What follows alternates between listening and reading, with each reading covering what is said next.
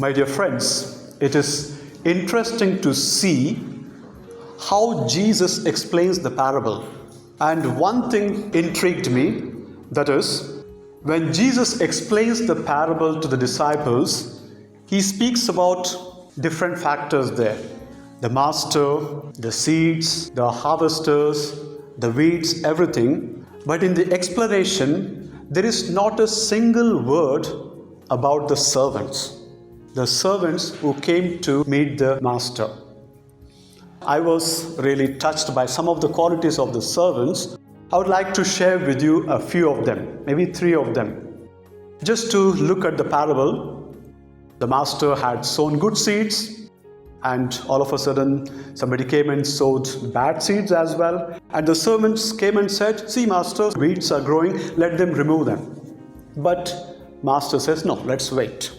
And master nicely explains to them what he is going to do. When Jesus explains this parable, he doesn't actually speak about the servants at all.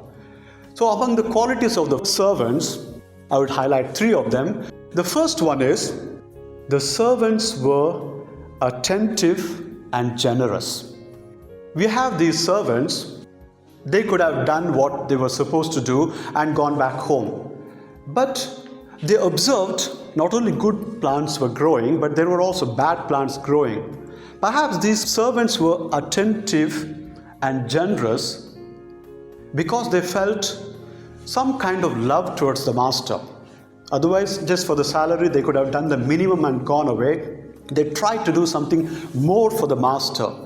And this was possible because the master was loving towards them. And also he evoked love in them.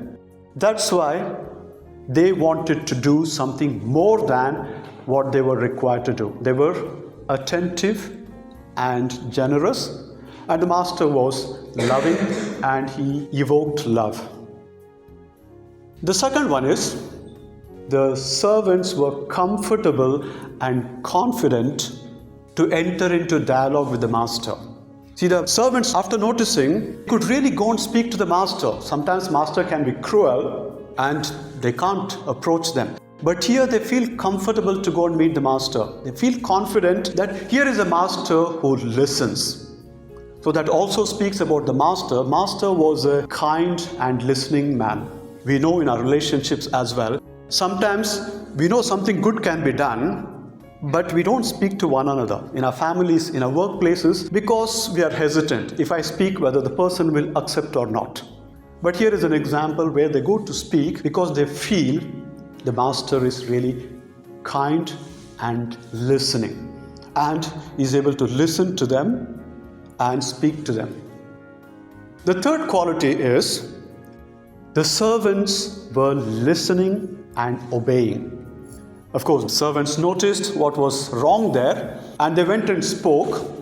Then after speaking, they were able to listen to the master's explanation and they were able to obey. This time master said, wait. That itself is also obedience. They could have said, no, this master doesn't listen to us at all. They could have gone grumbling, but I think they were able to listen to him. The reason was, the master was wise and patient. Here was a master. He could have simply told his servants, no, let's do it afterwards. You go back, you mind your business. He did not say that. He patiently explained to them. He said, no, if we actually try to weed out, we might even remove the good seeds. So let's be patient. So when the harvest time comes, let us actually slowly remove the bad plants first, and then we collect the good plants and good crop. See, here is a master who explains to them, which was not required of him. That's why the servants were also able to listen to him and obey him. So a quick review. So we have the servants in the parable who are attentive and generous. That is because the master is loving and evokes love. The servants are comfortable and confident to enter into dialogue with the master because the master is kind and listening. And the servants are able to listen to him and obey him because the master is wise and patient, who is able to look beyond the immediate negative things around and who is able to see the goodness around and allow the goodness to grow So, dear friends, as we reflect on this gospel passage, let us spend a few moments in silence, trying to remind ourselves that our God is loving, kind, and patient, who looks beyond our small misgivings. And we also pray for the grace that we also be attentive and generous, comfortable and confident with Him, and also we be listening and obedient towards Him. Amen.